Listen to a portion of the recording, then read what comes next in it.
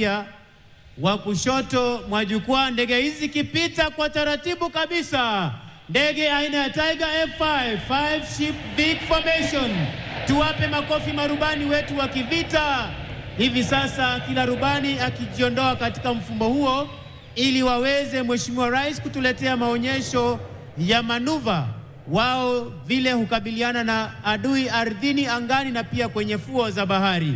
Onyesho la kwanza, Mheshimiwa Rais, aileron roll. Onyesho ambalo rubani huyu ataweza kuinua ndege hii takriban degree 30 kisha kuweza kuizungusha upande wa kushoto. Kisha onyesho la pili, Mheshimiwa Rais, itakuwa ni vertical roll. Onyesho ambayo rubani huyu ataweza kuinua ndege hii takriban degree 45 na pia kuweza kutupa mizunguko ya kushoto pasipo kubadili mkondo wake.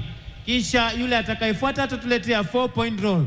Mheshimiwa Rais, kama tunavyoshuhudia kutoka upande wa kushoto, rubani huyu akija kwa kasi kabisa, akiweza kuinua pua la ndege kama tunavyoshuhudia na kutupa mizunguko ya kushoto kwa haraka na kwa umaridadi. Tumpe makofi tafadhali.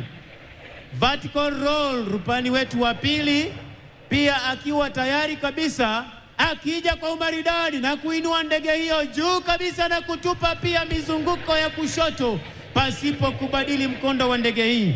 4-point roll, rubani huyu akipaa kwa kasi kabisa kuweza kutupa mzunguko wa kwanza, wa pili, wa tatu na wa nne, kurejesha ndege wima wa kupaa na kuweza kuendelea.